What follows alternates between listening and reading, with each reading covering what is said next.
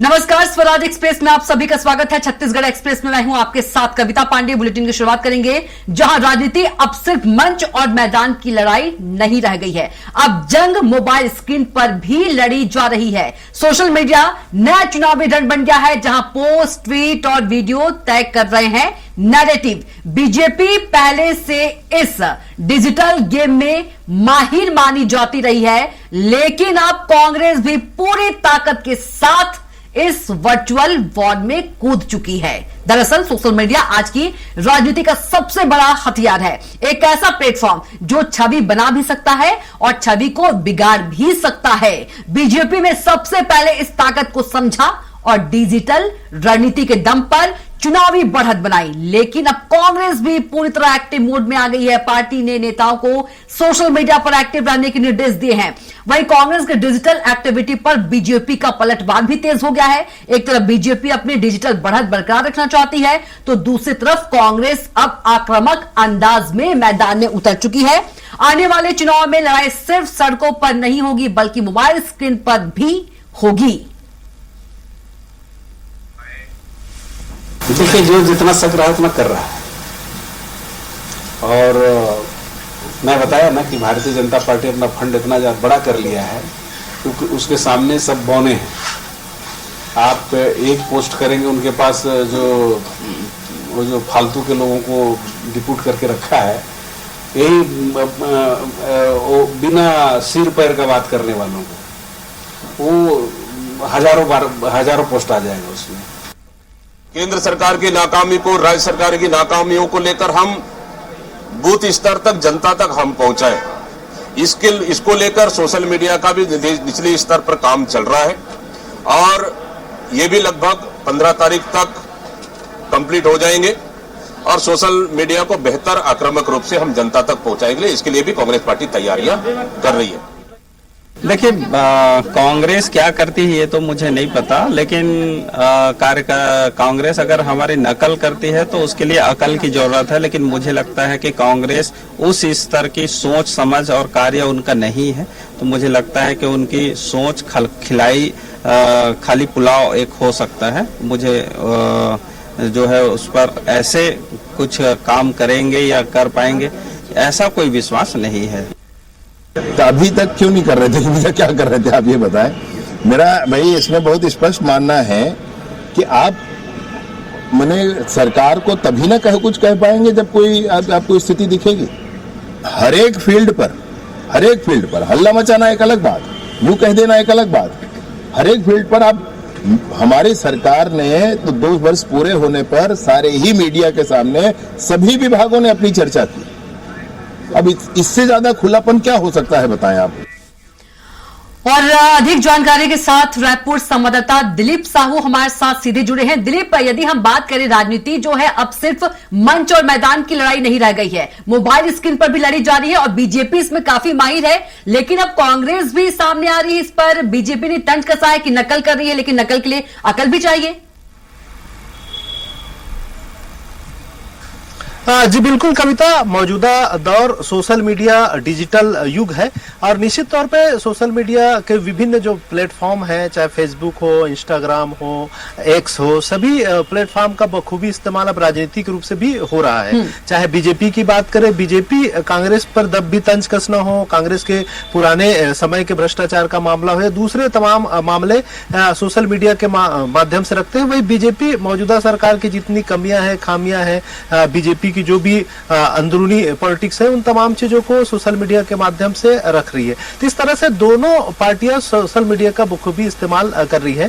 पहले समय से ही बीजेपी लगातार सोशल मीडिया में बढ़त बनाए हुए हैं, लगातार ज्यादा एक्टिव नजर आ रहे हैं। लेकिन इस बार सोशल मीडिया का महत्व को समझते हुए प्रदेश कांग्रेस कमेटी की ओर से भी एक रणनीति बनाई गई है और हाल ही में जो कल एक बड़ी बैठक हुई थी जिला अध्यक्षों और प्रभारियों की, उसमें एक चीज तय किया गया था, विलेज कमेटी, बूथ कमेटी के साथ ही साथ सोशल मीडिया को लेकर एक्टिव करने की जिम्मेदारी भी दी गई है उन्हें, और सभी नेताओं को भी दिशा निर्देश दिए गए हैं कि वो सोशल मीडिया पर एक्टिव रहे, और बीजेपी जो भी नैरेटिव सेट कर रही है, जो भी उसका बखूबी जवाब दिया जाए, और सोशल मीडिया प्लेटफॉर्म का सभी जो कांग्रेस के नेता है वो बूथ स्तर पर इस्तेमाल करें और सरकार की तमाम जो कमियां हैं, खामियां, उसको उजागर करें। साथ ही साथ जो आला कमान की ओर से जो निर्देश आते हैं, या राहुल गांधी का संदेश हो या मल्लिकार्जुन खड़गे का संदेश हो, उसे भी बेहतर ढंग से जनता तक पहुंचाए, इस तरह का एक निर्देश जारी किया गया। तो देखना होगा इसका कितना बखूबी इस्तेमाल कर पाती है कांग्रेस। हालांकि बीजेपी लगातार सोशल मीडिया की इस्तेमाल कर ही रही है, हालांकि दोनों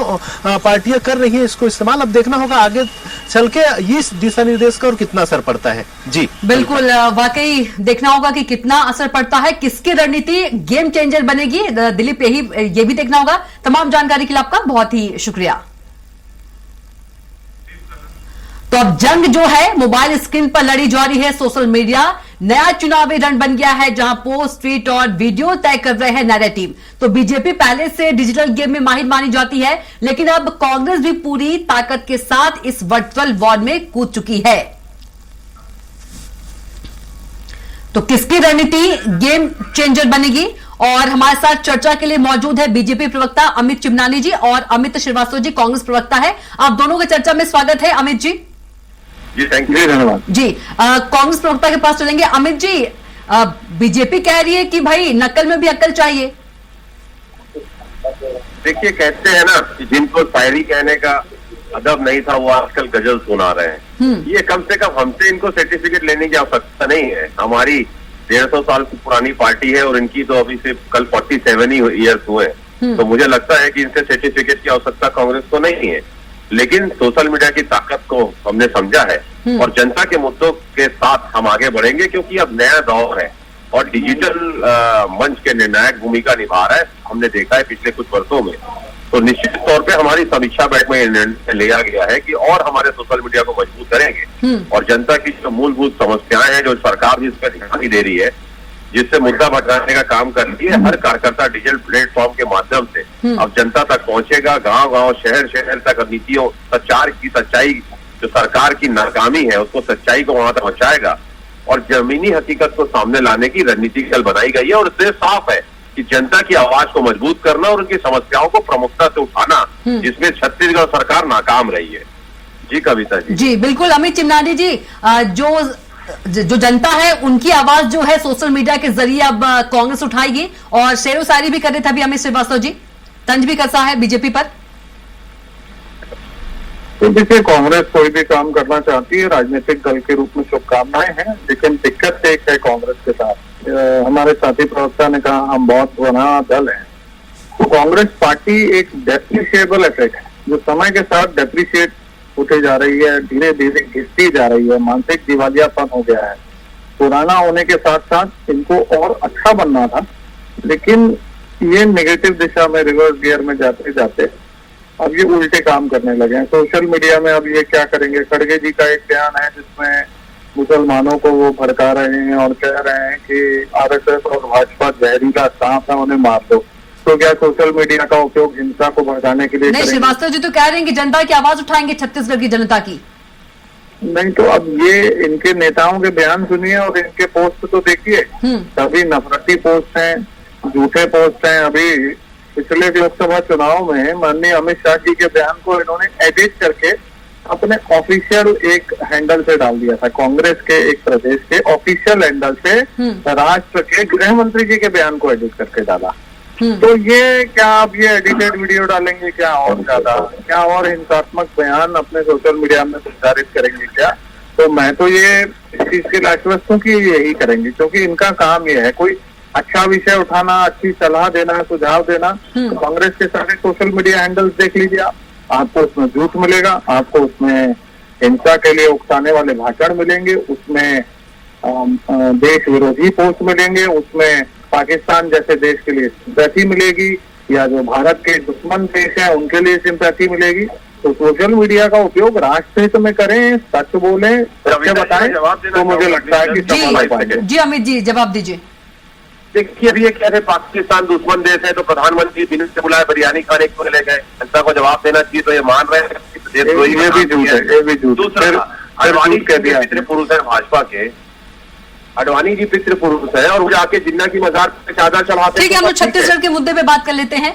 नहीं, जब बात निकलेगी मैं कह दूं कविता जी कि हमारा हल यही है कि इनकी नाकामी को जनता तक पहुंचाना, और भाजपा का जो केवल प्रचार माध्यम है, इवेंट मैनेजमेंट की राजनीति ज्यादा दिन तक नहीं चलेगी। और रही बात, अभी ये कह रहे थे कांग्रेस, तो इनको तो एक्स ने खुद मैनिपुलेटेड मीडिया गिरोह का सदस्य बताया था, और जिस प्रकार के नफरती बोल भाजपा के नेता बोलते हैं मुझको कहने की आवश्यकता नहीं है। कल असम के मुख्यमंत्री ने जिस प्रकार का उनका वीडियो वायरल हो रहा है, पवन खेड़ा जी को उन्होंने गाली गलौज किया है, ये तो संस्कृति बताता है बीजेपी की। क्या लगता है अमित जी, डिजिटल वॉर से कांग्रेस को फायदा मिलेगा, जनता तक आप लोगों के पास पहुंच पाएगी? मेरा मानना है कि सोशल मीडिया पर जो है सिर्फ विरोध नहीं, सकारात्मक राजनीति भी होती है, और निश्चित तौर पर सरकार की जो नीतियां हैं, योजनाएं हैं, और जो हमारा विजन है, हम जनता तक ले जाएंगे, और दोनों का तुलनात्मक अध्ययन जनता करेगी और जनता निर्णय लेगी। लेकिन मैं फिर कह दूं कि हमारी तैयारी 2028 की है, और चुनाव जीतने की रणनीति नहीं, बल्कि जनता के विश्वास को दोबारा जीतने का मतलब कि जो कल बड़ी बैठक हुई है कांग्रेस की, उसमें पूरे जो रणनीति तय कर ली गई है 2028 की। ये निश्चित तौर पे ईमानदारी से काम करना और केवल सरकार को करारा जवाब देना, और जनता के बीच में जाके केंद्र। बिल्कुल एक लास्ट जवाब लूंगी अमित जी से। अमित जी, सकारात्मक राजनीति की बात कर रहे हैं सोशल मीडिया के जरिए अमित श्रीवास्तव जी, चिमनानी जी। इसकी आवश्यकता भी है कांग्रेस को। लगातार कांग्रेस राज्यों में चुनाव हारती रही है। राहुल गांधी जी के नेतृत्व में 100 से ज्यादा चुनाव क्यों हारे? क्योंकि झूठ फैलाते हैं, झूठ बोलते हैं। तो ये आवश्यकता तो है कांग्रेस को। क्या पता कांग्रेस के कुछ लोगों ने मंथन करके ये बैठक कराई है कि भाई आप सच बोलें, झूठ ना बोलें। लेकिन अब जो ऊपर से निर्देश इनको आता है कि भाई झूठ बोलो, बार बार बोलो, झूठ से बोलो, फिर वो काम कैसे बंद होगा मुझे पता नहीं। और अभी अभी इनके राष्ट्रीय मीडिया के प्रमुख हैं पवन खेड़ा जी, उन्होंने एक फर्जी बयान देकर के कहीं सुरंग में जाके वो छुप गए हैं। तो ये सब काम करेंगे तो दिक्कत आएगी। ठीक है अमित जी, वक्त की कमी है इसलिए माफी चाहती हूँ, चर्चा को रोकना होगा। अमित चिमनानी जी आपका भी बहुत धन्यवाद, और अमित श्रीवास्तव जी आपका भी बहुत धन्यवाद चर्चा में शामिल होने के लिए।